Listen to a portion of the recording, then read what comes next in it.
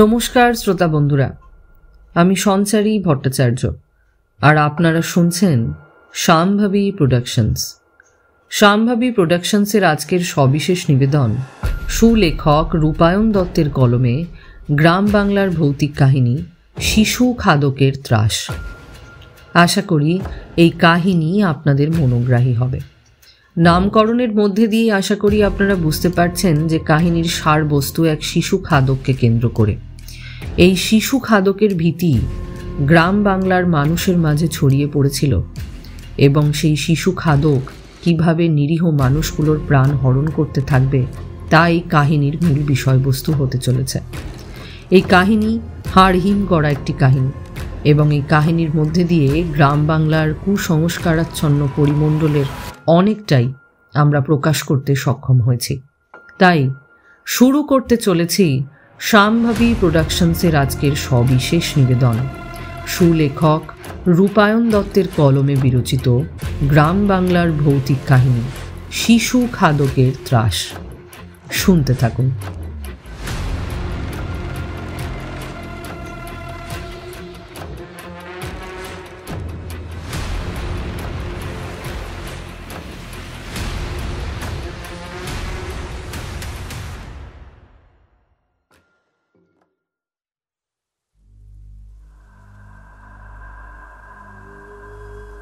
মা, জল নেই তো পাত্রে একদম। মা, কুয়ো থেকে অল্প তুলে নিয়ে আয়। আচ্ছা বেশ, আমি নিয়ে আসছি। বেশ, সাবধানে দেখে বাইরে যা, একদম বেশি দূরে যাবি না। মনে রাখিস, পোয়াতি মেয়েদের বেশি বাইরে যেতে নেই। আচ্ছা মা। আমাকে মুক্ত কর, মুক্ত কর, এদিকে আয়, এদিকে আয়। হ্যাঁ, কে? আমারই ভুল হয়তো। কিরে, কিরে, কে? এইদিকে আয়, এইদিকে আয়। এটা কি পুতুল? তো কিন্তু রক্ত কেন এর গায়ে? মুক্ত, এবার আমি মুক্ত। কে ওখানে? কে? এদিকে আয়, এদিকে আয়, আমার কাছে আয়, কাছে আয় বলছি। বাঁচাও, বাঁচাও! কে তুমি? কি এটা? তুমি তো সাধারণ মানুষ নও।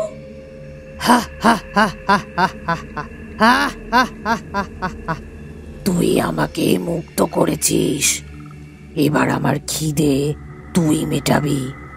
তোর সন্তান দে আমাকে, ভালোই ভালোই দিয়ে দে বলছি। এটা কি বলছো? সন্তান? আমার সন্তান তো। দে আমাকে, দে দে বলছি।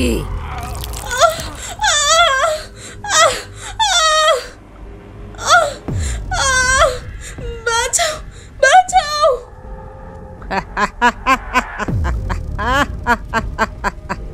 মুক্ত, এখন মুক্ত আমি, কাউকে ছাড়বো না আমি, কাউকে না।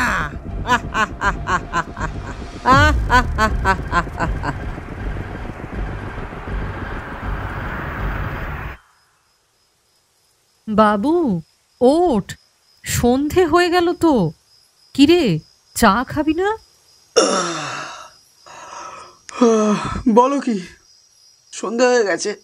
তার বলছি কি, বেলা গড়িয়ে সন্ধে হয়ে গেল যে, ওঠ এবার। আরে আমার তো বেরোনোর আছে। মা, আমি চললাম। আজকে হারান দাদু আসবে গল্প শোনাতে। আচ্ছা যা, সাবধানে যাস আর সময় মতন ফিরে আসিস। আচ্ছা মা, ঠিক আছে, আসছি। পুজোর পর এই আমার বাড়ি ফেরা, তাও আবার সপ্তাহ দুয়েকের জন্য। প্রতি রবিবার আসানসোলের একটি ছোট্ট গ্রাম জামডোবায় আমাদের বিশুদার চায়ের দোকানে গল্পের ঠেক বসে। মূলত এই গল্পের ঠেকে হারান দাদু আমাদের নানান ধরনের গল্প শুনিয়ে থাকে। আমরা মানে আমি, আমার পাড়াতো দাদা শিবু আর ওর বাবা হরি কাকা ওই দেখেছেন, আমার পরিচয় তো আপনাদের দেওয়া হলো না। নমস্কার, আমি পল্টু। আজ আপনারা আমার সাথে আরও একটি নতুন গল্পের সাক্ষী হবেন। চলুন যাওয়া যাক। চায়ের দোকানে যেতেই শিবুদা বলল, কি রে পল্টু, এতক্ষণ কোথায় ছিলিস? আর একটু হলেই যে তোকে ছাড়া গল্পের আসর শুরু করতে হতো। বস বস। আরে আর বলো না, একটু চোখ লেগে গেছিল। তা আজকে কি গল্প হচ্ছে? গল্প শুরুর আগে চা আনতে হবে।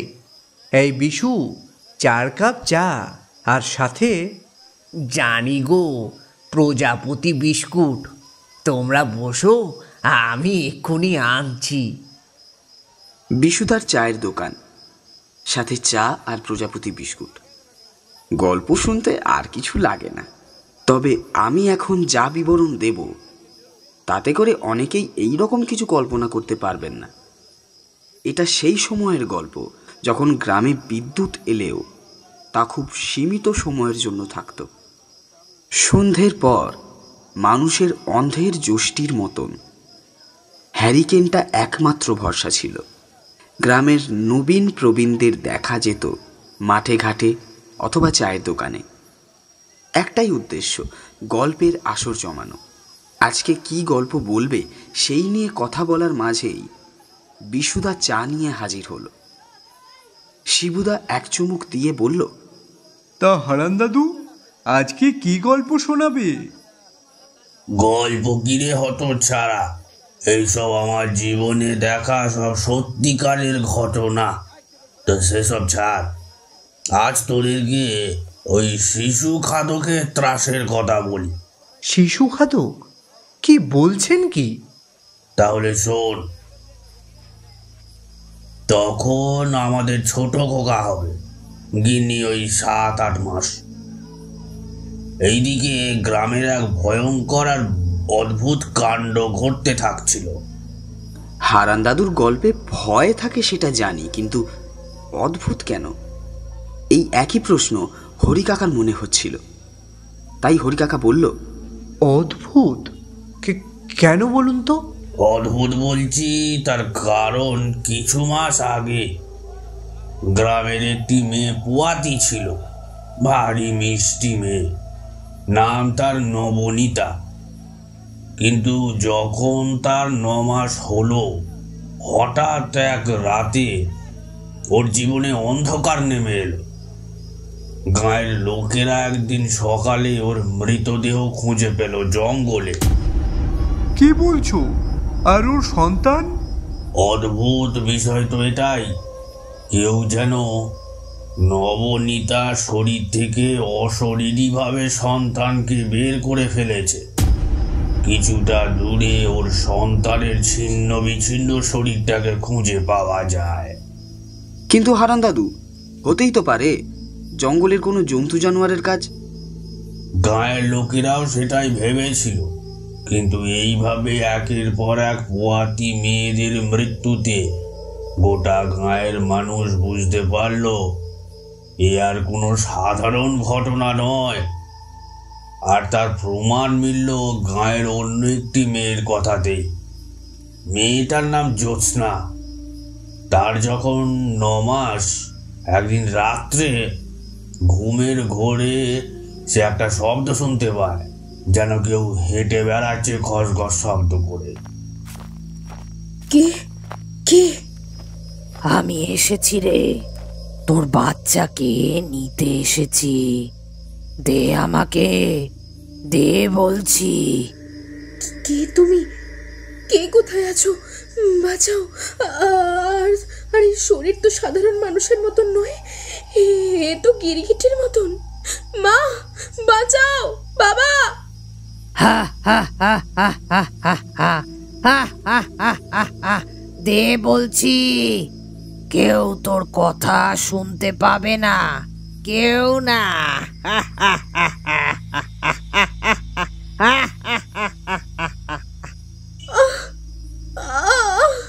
আর পারছি না, বাঁচাও। এইরকম হিংস্র ঘটনা আমরা আগে কোনোদিনও শুনিনি। এর এরপর কি হয়েছে সেটা জিজ্ঞেস করতে যাব, এমন সময় হরি কাকাই আমার মুখের প্রশ্নটা কেড়ে নিয়ে বলল, তারপর কি হলো গো? সেই মেয়েটিও কি মারা গেল? আমরা ভেবেছিলাম সবার মতন আমরা হয়তো জ্যোৎস্নাকেও হারালাম, কিন্তু অদ্ভুতভাবে ঠাকুরের কৃপায় ও কোনোভাবে বেঁচে যায়। ওর মুখে সেই অজানা ভৌতিক রূপটির বর্ণনা আমি তোমাদের দিচ্ছি।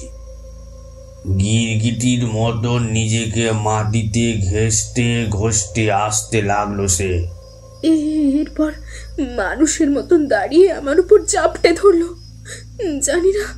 জানি না কিভাবে আমার শরীর থেকে আমার বাচ্চাকে আলাদা করে কেড়ে নিল। আর কিছুই আমার মনে নেই। সে কি বলছেন? আমি তো বেশ ভয় পেয়ে গিয়েছিলাম। আমাদের ছোট সন্তানের সাথে এই রকম হোক তা কখনোই বাবা হিসাবে আমি মানতে পারবো না। ভেবেছিলাম গ্রাম ছেড়ে কিছুদিন শ্বশুর বাড়িতে গিয়ে থাকবো। আমার বোনের তখন বিয়ে হয়নি, তা আমার গিন্নি নাকি ওকে বলে। আচ্ছা ঠাকুরজি, আমরা তো কালকে চলে যাব। তুমি আমার সাথে একটু মন্দিরে যাবে আজকে? তাহলে পুজো দিয়ে আসতাম একটু। হ্যাঁ বৌঠান, তা কোথায় যাবে পুজো দিতে? ওই সামনের মন্দিরটায় তো? এটাতে তো দিয়েই থাকি। চলো না, আজকে পুকুরের পাড়ের ওইখানে থাকা মন্দির থেকে একটু পুজো দিয়ে আসি। শুনেছি সেখানকার মা খুব জাগ্রত। ভক্তি ভরে মাকে ডাকলে মা কাউকে ফেরান না। এ কি বলছেন বৌঠান? পুকুর পাড় পেরিয়ে ওই মন্দিরে যাবেন আপনি? আপনি জানেন তো সবই, সেখানে ওই পরিস্থিতিতে কোনো মেয়ে যায় না। দেখো, এখন তো দিনের বেলা, আর তুমি এসব নিয়ে একেবারে ভয় পেও না। কিন্তু বৌঠান, মা দাদা এরা জানতে পারলে আমার রক্ষে নেই। তুমি ক্ষমা করে দিও আমায়। আমি যাব না, আর তুমিও যেও না সেখানে। তারপর দিদা গেল সেখানে নাকি আর যায়নি? তোমাদের দিদা এত সহজে কথা শুনলে তো হয়েই যেত। কাউকে কিছু না জানিয়ে সেখান থেকে সে চলে যায়, মন্দিরে গিয়ে ভালোই ভালোই পুজোও দেয়। মা গো, এই গ্রামের সবাইকে তুমি রক্ষা করো মা। আমার এই সন্তান যেন ভালোই ভালোই পৃথিবীতে আসে। তুমি সব দেখে নিও মা, মা করুণাময়ী। মন্দির থেকে ফেরার পথে গিন্নি পুকুর পাড় থেকে জল আনতে গিয়ে দেখে একটা মাঝ বয়সী মহিলা, চুলগুলো উস্কো খুস্কো, পরনে লাল পেড়ে শাড়ি। সে গিন্নিকে উদ্দেশ্য করে কিছু বলছে। এই ছুরি, এইদিকে শোন, কিছু খেতে দিবি আমাকে? কি রে, দিবি কিছু খেতে? এ কি গো মা, এই পরিস্থিতি কেন তোমার? তুমি দাঁড়াও, আমি খাবার নিয়ে আসছি। এই বলে গিন্নি বাড়ি থেকে তার জন্য কিছু খাবার আর পানীয় জল নিয়ে আসে। গিন্নি তাকে বলে, মা তুমি রোজই এখানে থাকো? তাহলে রোজ দুপুরে আমি তোমার জন্য খাবার নিয়ে আসবো, কেমন? গিন্নির এই কথা শুনে বুড়িটি খাবারের প্যাকেটটি নিয়ে এক পাগলাটে হাসি দিয়ে বলে, তোর পেটে সে আছে, আর তোকে আসতে হবে না। যেদিন তোর বাচ্চা এই পৃথিবীতে আসতে চাইবে, আমি যাব তোর কাছে। আমি যাব। কে তুমি? কে? বাঁচাও, বাঁচাও! আমার থেকে পালিয়ে লাভ নেই, আমার নজর সব দিকে রয়েছে। পালিয়ে যায় হারানের বউ, ছুটতে থাকে জঙ্গলের রাস্তা দিয়ে। সে কি হারান দাদু? এই তার মানে কি সেই? প্রশ্ন করতেই হারান দাদু বলল, আমরা পরে জানতে পারি আগেও বেশ কিছু পোয়াতি মেয়েদের সাথে এই বুড়ির দেখা হয়েছে এবং এই একই কথায় বলেছিল। ভয়ে গা ছমছম করতে লাগলো। আমাদের সন্তানের ওপর বড় বিপদ আসতে চলেছে তা বুঝতে পারলাম। আমার গিন্নি বলল, আমি আর এক মুহূর্ত দেরি করব না, কালই আমরা আমার বাপের বাড়ি চলে যাব। আমার না খুব ভয় লাগছে। তোমাকে মালা যখন পই পই করে বারণ করলো, তা সত্ত্বেও তুমি কেন গেলে? আমি বুঝতে পারিনি। বিশ্বাস করো, এবার কি হবে? আমাদের সন্তানের কিছু বিপদ হবে না তো? না না বৌদি, কিচ্ছু হবে না, দেখবে সব ঠিক হয়ে যাবে। এই দাদা, তুই কিছু বল। বাড়ির সবাই মুখে কিছু নাই বলুক ভয় পেয়েছিল, তা তাদের মুখের দিকে চাইলেই বেশ বুঝতে পারছিলাম।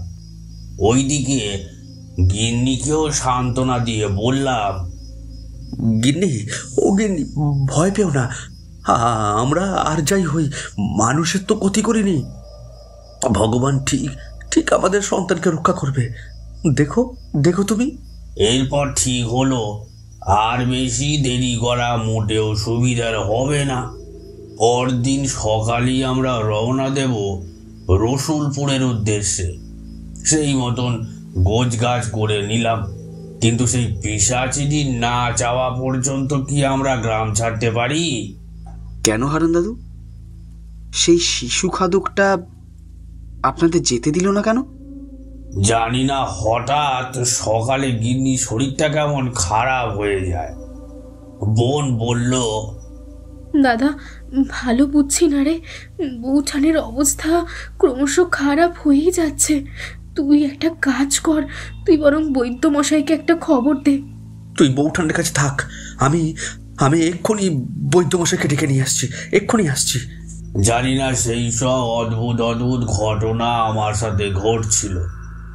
বৈদ্যমশাইয়ের বাড়ি গিয়ে জানতে পারি তিনি সকালেই বেরিয়ে গেছেন কোনো একটা বিশেষ কাজে।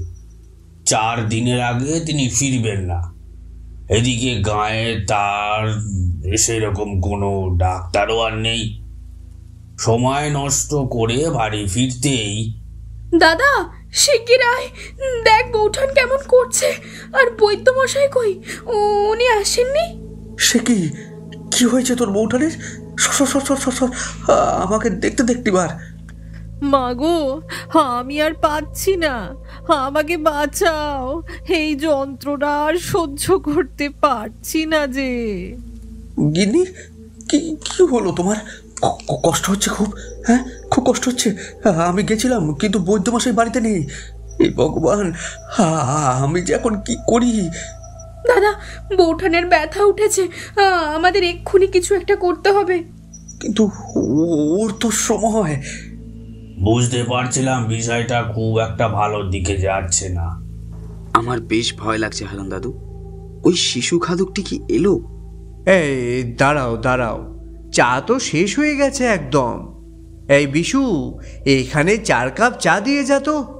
কিন্তু হারান দাদু, একটা কথা মানতেই হবে, অন্য দিনের গল্পগুলো থেকে আজকের গল্পটা একটু হলেও আলাদা। তোমার আগের গল্পে সরাসরি তোমার পরিবারের কেউ জড়িয়ে থাকে না, কিন্তু এই গল্পে আবারও বেশ ভয় লাগছে। হ্যাঁ, এখন হয়তো হেসে উড়িয়ে দিচ্ছ ব্যাপারটা, কিন্তু তখন ভয়ে আমার হাত পা ঠান্ডা হয়ে গেছিল। বিশু তার চা নিয়ে হাজির হলো। না গো বাপু, তোমাদের চা। তা তোমাদের গল্প কতখানি এগোলো? আর পল্টু, গল্পের মাথা মুন্ডু কিছু বুঝে পেলে? এই অত চা, তুই কি বুঝবি রে আমার গল্পের মর্ম? গল্প আকারে বলি বলে তোরা কেউ বিশ্বাস করিস না, আবার দিন শেষে এই বুড়োর কাছে ফিরে এসে বলবি একটা গল্প হোক না হারান দাদু। তা তুমি কি কথাটা আমাকে উদ্দেশ্য করে বললে? কেন, তোর গায়ে লাগলো কেন? তুই কি এইরকম করিস? সারাক্ষণ শুধু ঝামেলা করে গেল মানুষটা। তোমাদের এই টক ঝাল মিষ্টি সম্পর্কের জন্যই আমার চায়ের দোকান এত ভালো চলে। দিনের শেষে ঝগড়া মিটিয়ে সেই একসাথে বসে তোমাদের এই গল্পের আসর। এটা তুমি একদম ঠিক বলেছ বিশু কাকা। দাও দাও, চা ঠান্ডা হয়ে যাবে নয়তো। এখানে বসে সবাই মিলে চা খাওয়ার আমেজটাই আলাদা। হ্যাঁ হ্যাঁ, তোমরা চা খাও। আচ্ছা হারান দাদু, এবার বলো তারপর কি হলো? আরে হ্যাঁ বলছি, এরপর সে তো আমি এক প্রকার নাজেহাল ডাক্তারের খোঁজ করতে গিয়ে পুকুর পাড়ে আমার অদ্ভুতভাবে দেখা হলো সেই বুড়িটার সাথে, যার কথা গ্রামবাসীদের মুখে এতদিন ধরে আমি শুনে এসেছিলাম। সবার মুখে যেমন বিবরণ শুনেছি, তাতে করে আমার তাকে চিনতে বিন্দু মাত্র আর অসুবিধা হলো না। আমাকে অস্থির দেখে সে বলল, কি রে, এত ভয় পাচ্ছিস কেন? তোর বউয়ের অবস্থা তো একদম ভালো নয়, ওকে এক্ষুনি নিয়ে যা। তাতে তোমার কি? তোমার জন্য আজ আমার বউয়ের এই অবস্থা। ওর কিছু হলে আমি কিন্তু তোমায় ছাড়বো না। আমি এখানেই আছি। তুই আগে তোর বউয়ের জীবন বাঁচা। আর শোন, পুকুর পেরিয়ে ওই মন্দিরের পাশে একটি ছোট্ট কুঁড়ে ঘর রয়েছে, ওখানে তোর বউকে নিয়ে যা। সে ওখানেই সুস্থ হবে। যা যা বাছা, চলে যা। পুকুর পাড়ে দাঁড়িয়ে দূর থেকে মন্দিরটার দিকে তাকালাম। এরপর দেখি সেই বুড়িটি হাওয়ায় যেন মিলিয়ে গেল। বাড়ি ফিরে সবটা জানালাম। বোন বলল, তোর সাথে ওই বুড়ির দেখা হয়েছে? কি বলছিস? আমার তো কিছু ভালো ঠেকছে না। আর পারছি না গো, এর থেকে মরে যাওয়া ভালো। বৌঠানের যন্ত্রণা বেড়েছে ওদিকে, শুনতে পাচ্ছিস? কি করব এবারে আমরা? আমার একটা পথে খোলা আছে এখন। কোন পথ? তুই কি ওই বুড়ির কথা শুনে বৌঠানকে সেখানে নিয়ে যাবি ভাবছিস? আমার মাথায় কিছু আসছে না। আমাদের কাছে এখন এই একটা পথে খোলা আছে। ওর কিছু হয়ে গেলে আমি নিজেকে ক্ষমা করতে পারবো না। সারাদিন কেটে যায়। ও বলেই এত জ্বালা যন্ত্রণা সব সহ্য করে পড়েছিল। এরপর কোনো রকমে একটা ভ্যানে করে ওকে সেখানে নিয়ে যাওয়ার জন্য রওনা হলাম। সন্ধ্যের সময় কেউ সেই রাস্তা দিয়ে যেতে চাইতো না, কিন্তু তোমরা তো জানোই আমার বাবা আর বেশ নাম ডাক ছিল গাঁয়ে, তাই এই বিপদে কেউ আমার কথা ফেলতে পারেনি। একজনকে সাথে নিয়ে সেই পথ ধরে পুকুর পাড়ের দিকে যেতে লাগলাম। হঠাৎ জঙ্গলের ভেতর থেকে একটা শব্দ আমার কানে এলো। কে ওখানে? কে এই সময়? কে ওখানে জঙ্গলে? কে? কিছু বুঝে ওঠার আগেই আমাকে আর সেই লোকটিকে জোরে এক ধাক্কা মেরে ফেলে দিল।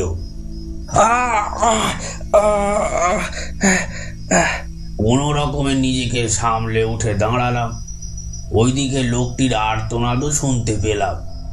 ও মা গো, এ তো সে শিশু খাদক! বাঁচাও, রক্ষে করো আমাকে, বাঁচাও! আমাদের ছেড়ে যেও না, আমাদের ছেড়ে যেও না। সে কি, লোকটি পালালো তোমাদের ছেড়ে? এই রকম বিপদে তার এটা করা একদমই উচিত হয়নি। এ কি হারান দাদু, তুমি হাসছো?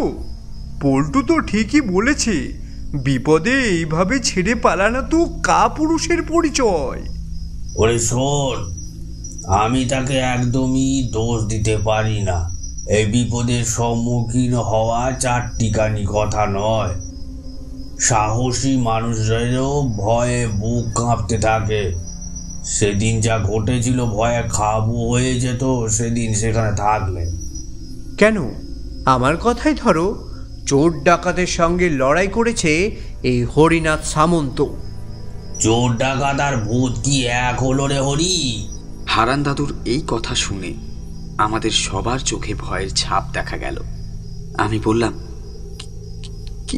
কি বলছো হারান দাদু? ভূত?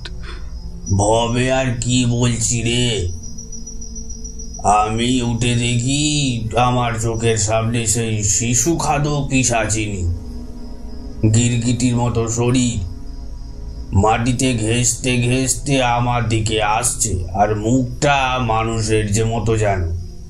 পালাতে গিয়ে সোজা হয়ে দেহখানি নিয়ে তাকে ধরতে যায়। বাঁচাও, বাঁচাও!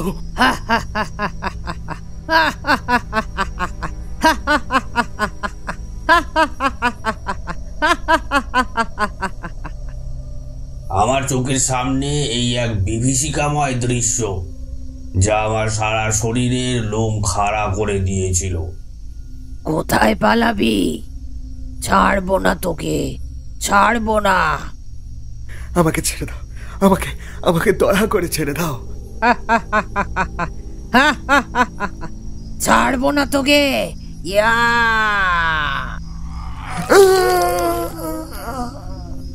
চোখের সামনে ওর নিধর দেহ পড়ে থাকতে দেখে ভাবলাম, এই বুঝি আমার পালা।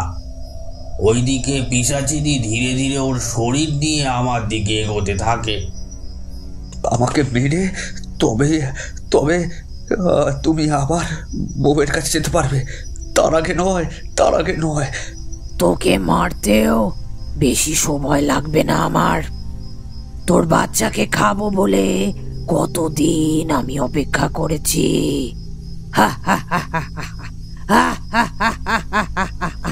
বহুদিনের অপেক্ষা এবার মিটবে। দেখ এবার তোর কি করি আমি। হে ঈশ্বর, আমাদের সন্তানকে তুমি রক্ষা করো। ঈশ্বর, আমাদের সন্তানকে তুমি রক্ষা করো। এই বলে আমি চোখ বন্ধ করে ভগবানের ওপর সবটা ছেড়ে দিলাম। হঠাৎ দেখি পিছন থেকে কে যেন এসে সেই পিশাচিনীকে কিছু দিয়ে সজোরে আঘাত করলো। আমাকে মেরে ফেলিস না। ইয়া! তোর প্রকোপ থেকে এখন মুক্ত এই গ্রাম। প্রতিশোধ নিয়েছি আমি, আমার মালিকের প্রতিশোধ নিয়েছি।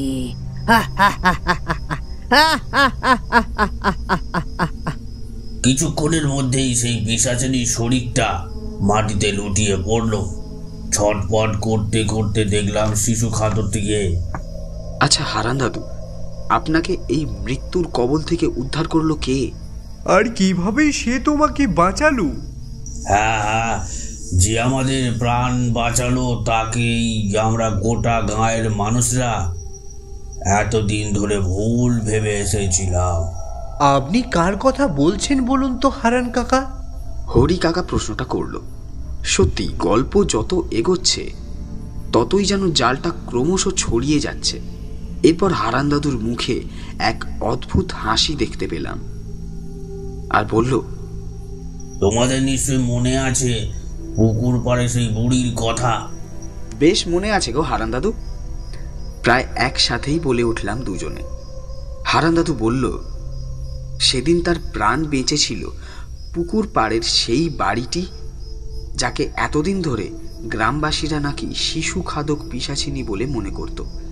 ব্যাপারটা বেশ অদ্ভুত লাগছে এবার। এরপর ভগবানের মতন সেই বুড়িটি এসে আমাদের রক্ষা করলে। বুড়িটি গিন্নির কাছে গিয়ে বলল, কি বলেছিলাম তোকে, আমি আসবো তোর কাছে। তোর বাচ্চা যেদিন এই পৃথিবীতে আসার জন্য ছটফট করবে, আমি সেদিন আসবো। এই ছোড়া, তুই সরে যা। আমাকে বাঁচাও মা, আমি আর পাচ্ছি না, আর না, আর না। এরপর বাড়িটির জাদু স্পর্শে সব কষ্ট যেন উবে গেল গিন্নি।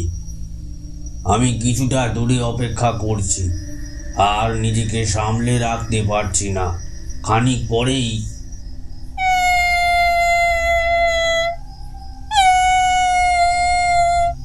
আমার আমার সন্তান, আমার সন্তান। ধর খোকা, তোর সন্তান আর বউ দুজনেই ভালো আছে। সত্যি করে বলবেন আপনি কে, আর এই পিশাচিনী কেন এই গ্রামের মেয়েদের সর্বনাশ করে চলেছে? বহুকাল আগে এই গ্রামে থাকতো দুই তরুণ তরুণী। তারা একে অপরকে খুব ভালোবাসতো, কিন্তু ছেলেটা ছিল নিচু জাতির, তাই মেয়েটির পরিবার থেকে তাদের এই ভালোবাসা মেনে নেওয়ার কোনো প্রশ্ন ওঠে না। ক্ষমতার জোরে তারা ঠিক করে সেই ছেলেটিকে মেরে ফেলবে। কি বলছো কি? খুন, তাও শুধু ছেলেটি নিচু জাতের বলে? এটা সেই সময়ের কথা যখন এইসব ভাবনাকে মানুষ বেশি প্রাধান্য দিত না। নিচু জাতের মানুষের সাথে কথা বললেও নাকি তাদের জাত খোয়া যেত। এখন মানুষ নিজেকে যেমন উন্নত করেছে তেমন মানসিকতাকেও। তারপর কি হলো? তারপর বুড়িটি বলল, মেয়েটির বাবার ছিল অসীম ক্ষমতা, আর সেই ক্ষমতার জেরে সব কিছু জানাজানি হলেও তেমন কিছু চাপ তৈরি হলো না। তার মধ্যে যাকে খুন করা হয়েছে সে নিচু জাতের মানুষ, কিন্তু মেয়েটি কিছুতেই তার বাবাকে ক্ষমা করতে পারল না। সব সময় মনে হতো শুধুমাত্র এই জাতপাতের বিচারে সে আজ তার ভালোবাসাকে হারিয়েছে, এর প্রতিশোধ সে নেবেই। একদিন সে ঠিক করে, আমি আর বাঁচতে চাই না, আমি নিজেকে শেষ করে দেব। আমি আসছি রাজরূপ, আমি তোমার কাছে আসছি। চেয়ার টেনে রাখলো, শাড়ি পাখার সাথে লাগাতে থাকলো। এরপর চেয়ারে উঠল। হঠাৎ ঝোড়ো হাওয়ায় জানালা খুলে গেল। শো শো শব্দ হাওয়ার। কে ওখানে? আমি এসেছি নিরুপমা, তোমার ভালোবাসার টানে ফিরে এসেছি। কে? রাজরূপ, তুমি এসেছ? কিন্তু কিভাবে? আমি কি স্বপ্ন দেখছি কোনো? না নিরুপমা, এটা স্বপ্ন নয়, তোমার ভালোবাসার টানে আমি এসেছি। তোমাকে বলা হয়নি কোনোদিন, আমার বংশে আমার দাদু কালো জাদু নিয়ে তন্ত্র সাধনা করত, আর সেই সূত্রে আমার বাবা আর আমিও কিছুটা রপ্ত করেছি। যখন আমি জানতে পারি আমাকে মেরে ফেলা হবে, সেই দিনই আমি এক তন্ত্র সাধনা করি। মৃত্যুর পরেও আমার শরীরের বিনাশ ঘটলেও অশরীরী আত্মার শেষ হবে না, আমি ফিরে আসবই। আর দেখো, আমি এসেছি। আমার বাবা তোমাকে শেষ করে দিয়েছে রাজরূপ, আমি ছাড়বো না, আমি কাউকে ছাড়বো না। আমি সবাইকে শেষ করে দেব। ক্ষমতার বলে এই গায়ের মানুষ অন্যায়ের সাথে আপোষ করেছে নিরুপমা। তুমি আমার হয়ে প্রতিশোধ নিতে পারবে? বলো, পারবে? পারবো, আমি পারবো, সব পারবো রাজরূপ। বলো শুধু কি করতে হবে?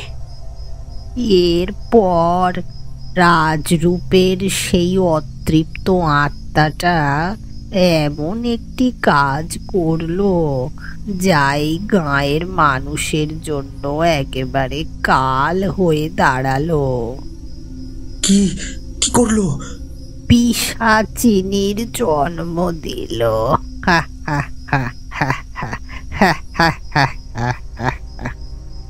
নিরুপমা, এটা ধরো। এটা কি পুতুল? এটা কালো জাদুতে ব্যবহার করা হয়। তোমার এক ফোঁটা রক্ত এইখানে দাও, তারপর তুমি এই গায়ের মানুষদের জন্য ত্রাস হয়ে উঠবে। যে প্রথমবার এই পুতুলটিকে উদ্ধার করবে সে তো মরবেই, তার সাথে এবং সেই একই রকম ভাবে মৃত্যু হতে থাকবে এই গ্রামবাসীদের। যারা আমাদের ভালোবাসার পূর্ণতা দেয়নি আমরা তাদের ছাড়বো না। তুমি পারবে নিরুপমা? সব পারবো, আমি সব পারবো, সব পারবো।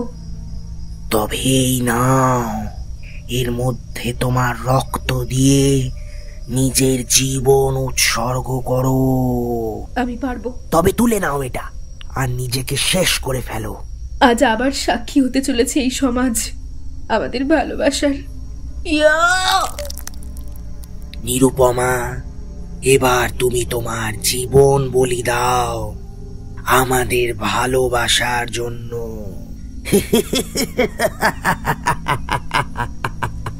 এইভাবে এই গায়ে জন্ম নিল সেই পিশাচিনীর। সেই পুতুলটিকে বহু বছর পর এক পোয়াতি মহিলা খুঁজে পায়। তার নাম ছিল নবনীতা। সে নিজের অজান্তেই এই গ্রামে জন্ম দিল এক শিশু খাদক পিশাচিনীর। তারপর তো এই গায়ে একের পর এক পোয়াতি মেয়েদের মৃত্যু ঘটতে থাকে। তোমার প্রশ্নের উত্তর পেলে ছোড়া। কিন্তু আপনি কে? এত কিছু কিভাবে জানলেন? হয়তো তোদের গায়ের মানুষদের প্রাণ বাঁচাতে আমাকে পাঠানো হয়েছিল। আমি সেই। তবে আপনি শুধু আমাদেরই সাহায্য কেন করলেন? আগে এই ঘটনা তো অনেকের সাক্ষী হয়েছে। তোর বউ খুব ভালো মানুষ রে। আমি সাহায্য চেয়ে যখন গ্রামের কারোর থেকে সাহায্য পাইনি, আমি রাগে এতদিন সাহায্য করিনি। কিন্তু তোর বউকে যখন বললাম আমাকে একটু খেতে দিবি, সে শুধু হাসি মুখে আমাকে বাড়ি থেকে খাবার এনে খেতে দিল। সেদিন আমি তোর বউকে বলেছিলাম আমি আসবো, আমি ঠিক আসবো। আপনি ভগবান আমাদের কাছে। আজ আপনার জন্য আমার ছোট খোকা পৃথিবীর আলো দেখলো। আপনার জন্য কি করতে পারি বলুন? আমার জন্য না রে, তুই এই মন্দিরে থাকা মায়ের পুজোর প্রচলন আবার শুরু কর।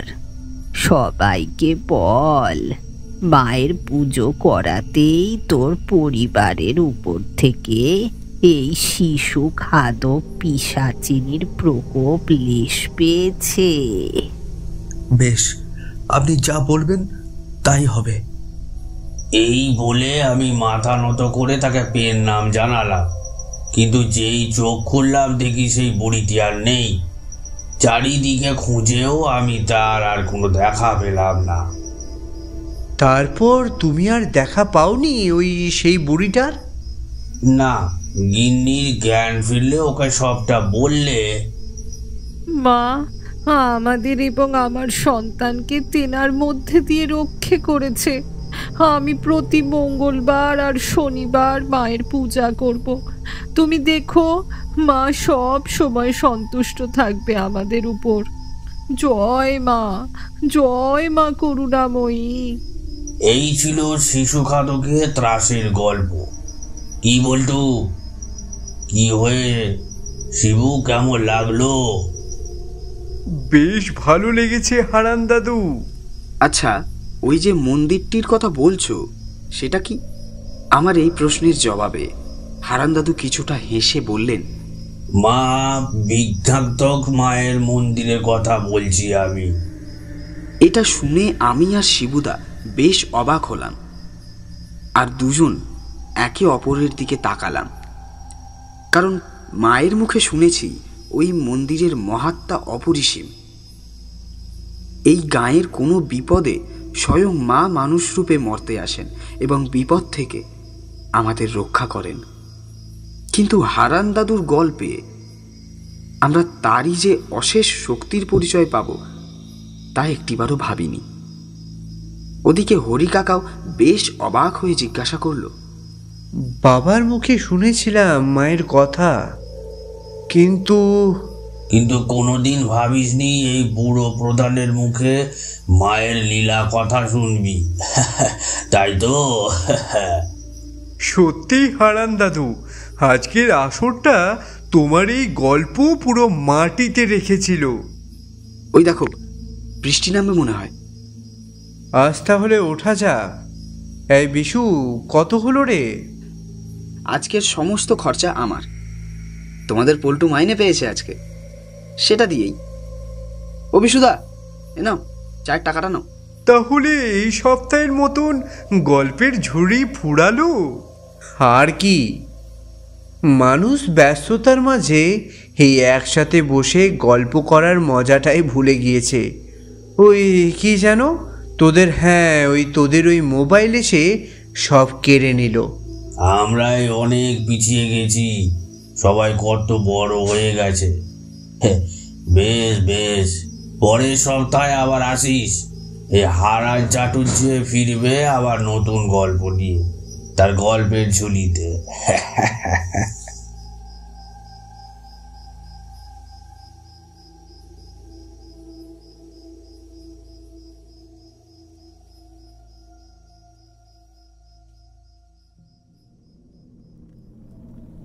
আপনারা এতক্ষণ শুনছিলেন শাম্ভাবী প্রোডাকশনসের সবিশেষ নিবেদন, সুলেখক রূপায়ণ দত্তের কলমে বিরচিত গ্রাম বাংলার ভৌতিক কাহিনী শিশু খাদকের ত্রাস।